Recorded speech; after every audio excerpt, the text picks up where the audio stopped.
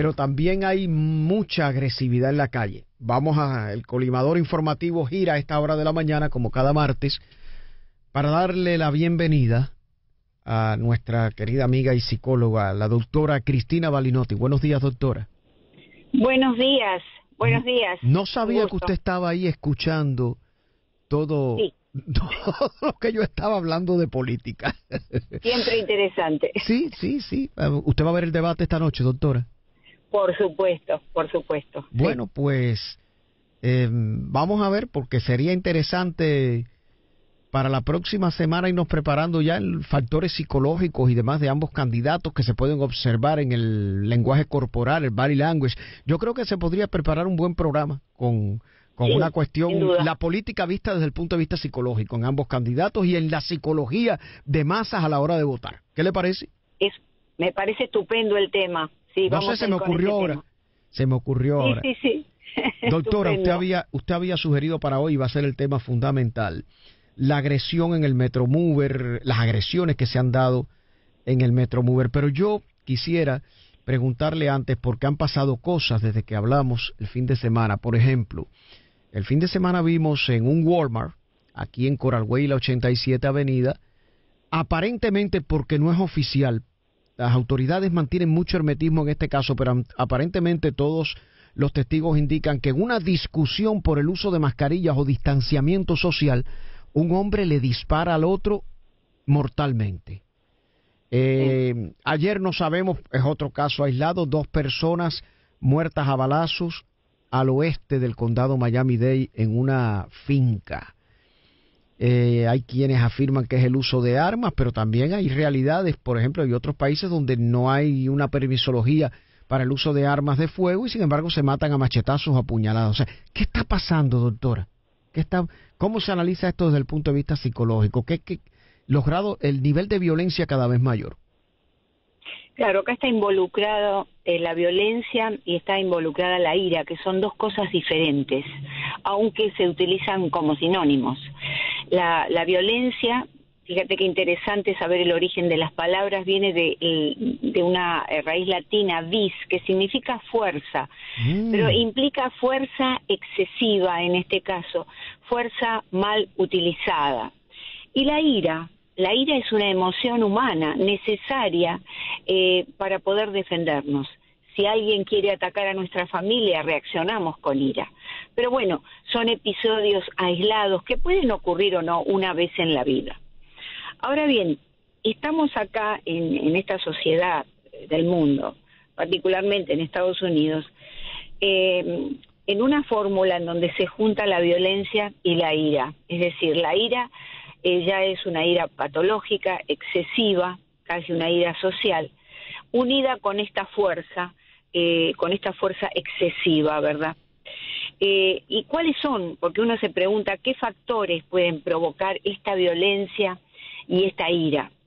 Y los factores pueden ser, sabemos muy bien que la enfermedad mental no está suficientemente atendida.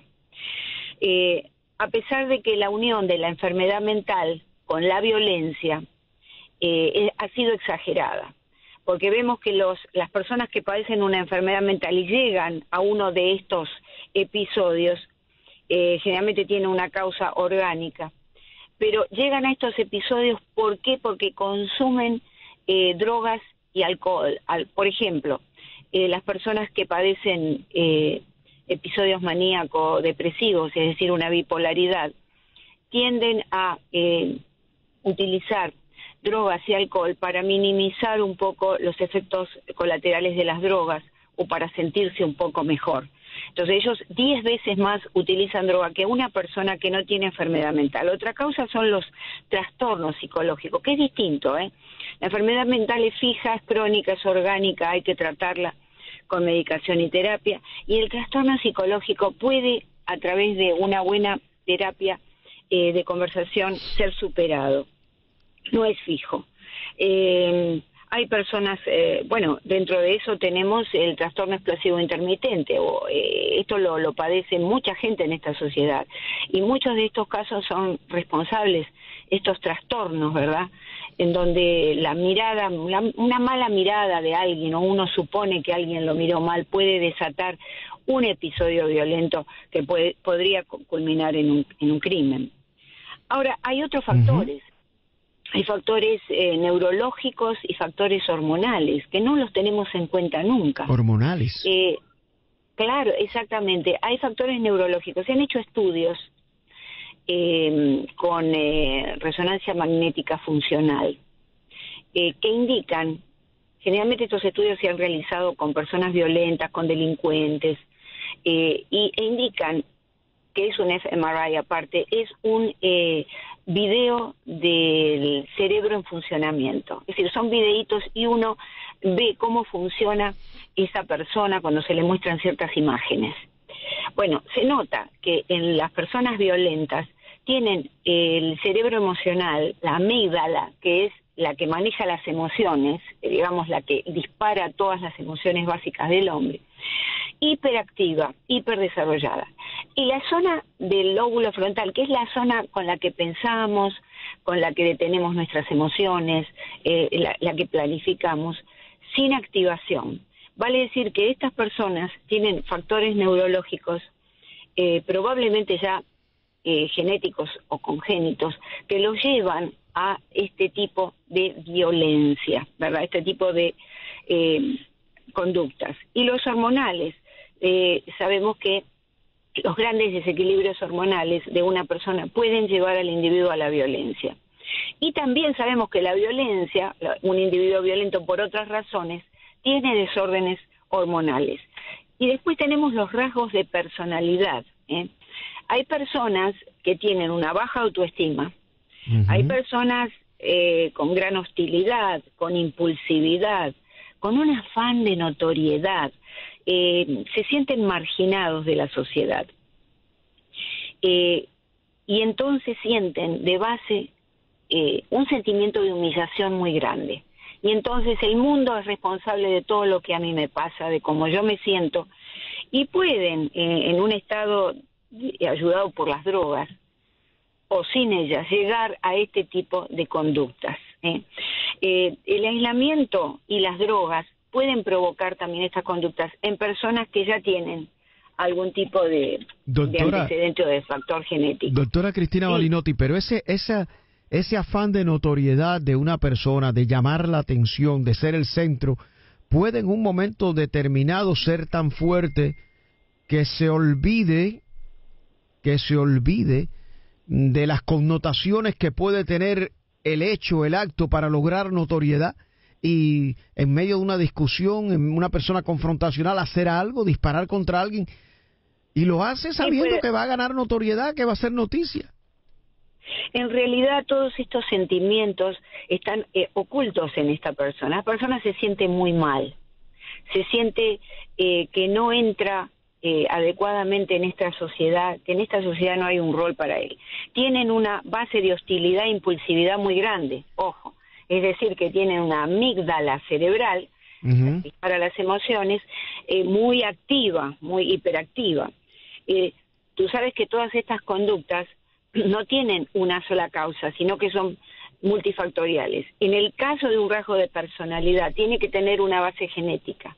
Sabemos que hay un gen de la violencia que se llama el gen guerrero, es decir, que lo tienen mayoritariamente los varones y no las mujeres, aunque hay mujeres muy violentas. Vale decir que es una miríada de factores que confluyen y dan esta conducta violenta. Desde ya, el factor que entra en escena fundamental, que está en un primer plano, o es un rasgo de personalidad o es un trastorno mental, o es un factor neurológico u hormonal. A veces pueden ser todos ellos combinados. ¿La violencia es hereditaria, doctora? Porque sí, yo he conocido familias donde hay o sea, pareciera, yo no sé, pero pareciera que la violencia es hereditaria. Los hijos son tan violentos o más que los padres, y el entorno donde se han criado y demás es hereditaria, o son patrones de conductas, más allá de la herencia genética, son patrones de conductas los que se heredan? Si el individuo tiene padres violentos, tiene muchas chances de ser un individuo violento. La herencia, es decir, corre en el ADN de la familia este tipo de conductas. Pero también hay individuos violentos porque viven en familias, es decir, sociópatas. El sociópata es distinto del psicópata. El sociópata es una persona violenta por naturaleza que aprendió en la familia este tipo de conducta. Son las familias que se quieren mucho, pero se tratan mal, se empujan, se insultan. Esa es su forma de comunicación. Y entonces, la persona que se cría en esa familia sale al mundo y lleva al mundo esa conducta, que lo puede colocar en serios problemas, porque pueden llegar a un crimen, sin duda. Es decir, es la manera en que ellos reaccionan a cualquier emoción, inclusive la alegría. Vemos que hay familias que se golpean y hacen juegos violentos entre ellas. Se denominan familias sociópatas. Y el sociópata es un trastorno de personalidad, ¿verdad? Doctora, todo esto nos lleva, por supuesto, al tema inicial que habíamos querido tratar hoy. Y está muy relacionado la violencia en el sistema de transporte público, pero bueno, vemos donde quiera. Pero, a ver, a uno le cuesta trabajo entender cómo una persona puede entrar en un lugar cerrado o donde quiera, y empezar a golpear sin cesar a otra persona, hacerla sangrar a punto de matarla, y después salir caminando normal como si nada, o repetir el hecho. A ver, ¿estamos hablando de personas desajustadas mentalmente o de un sinvergüenza? Bueno, tú sabes que hoy en día, con tantos estudios que se hacen en el campo de la psicología, siempre aparecen nuevos trastornos que pueden justificar una conducta violenta. Esto no quiere decir que el individuo no deba ir a la cárcel, no deba cumplir una condena. Decir ya que sí, porque a excepción de alguien que está padeciendo alucinaciones, que tiene una psicosis, que tiene una esquizofrenia paranoide y en ese momento comete un crimen, bueno, a excepción de esos casos, todos los demás son imputables. Lo que pasa es que además de ir a la cárcel necesita un tratamiento para poder intentar superar eso, ¿verdad? Sí, se puede hacer. El trastorno explosivo intermitente y el síndrome de Amok también son dos cuadros que se ven muy a menudo, pero que pocas veces se tipifican o se definen como tal. El trastorno explosivo intermitente, si el individuo ante cualquier cosa va a reaccionar mal, ya reacciona mal en la familia, porque alguien le sacó, o en la oficina, le sacaron un papel del lugar y puede llegar a emprenderse a puñetazos con una persona. Lo vemos en la furia al volante, ¿no? En estos individuos que no pueden controlarse, se bajan porque alguien les cruzó el auto y le pegan un tiro. Este es un trastorno muy típico de esta sociedad, típico de la mente humana, pero que de alguna manera la sociedad y la mente humana agudizan mucho. También está el síndrome de Amok, que es un síndrome ligado a la cultura, y ligado a las drogas, ¿no? Es decir, y en Estados Unidos la criminología relaciona este síndrome de Amok con los asesinatos masivos. El individuo que sale, agarra un arma y mata a todos los que puede a su paso. Es un trastorno social que surgió en unas islas del Pacífico y que en esas islas se utilizaba una droga, el floripón. Acá, una persona con predisposición a este tipo de trastorno, que utiliza drogas, alcohol, puede llegar a cometerlo. Si bien hubo casos en donde se cometieron asesinatos masivos, pero premeditados, y ahí, por ahí estamos hablando ya de un individuo psicopático o psicópata. Doctora, lo que parece, sí. lo que parece es que mi observación, usted trabaja más profundamente el caso, porque es una psicóloga, me da la impresión que en esta cultura política moderna, pues no se le presta atención a nivel presupuestario por parte de los gobiernos a diferentes niveles. Se ha dejado a un lado los los presupuestos o no los suficientes presupuestos para tratar las enfermedades mentales. En mi tiempo y antes habían centros donde las personas con problemas mentales eran internadas. Hay quienes ponían y cuestionaban esto como una cuestión inhumana, pero por lo menos eran sacados de las calles, tenían tratamiento, no siempre el mejor tratamiento, vamos a estar claros, pero entre esas dos alternativas, entre centros para tratar personas con problemas mentales y tenerlos en las calles, que constituyan un peligro público, ¿cuál sería la mejor alternativa? ¿Cómo lo ve usted como psicóloga? Porque tampoco esos centros eran la maravilla, ¿eh? Tampoco eran la maravilla.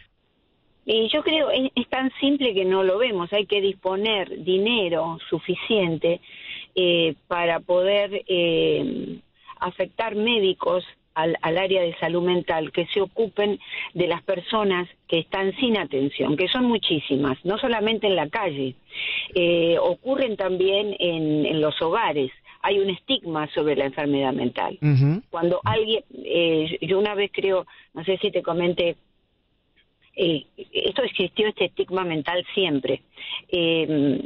Cuando Hitler era pequeño, lo atendía Freud, y era muy pequeño, y le detectó una enfermedad mental, le dijo, a su hijo debemos internarlo porque tiene un trastorno severo.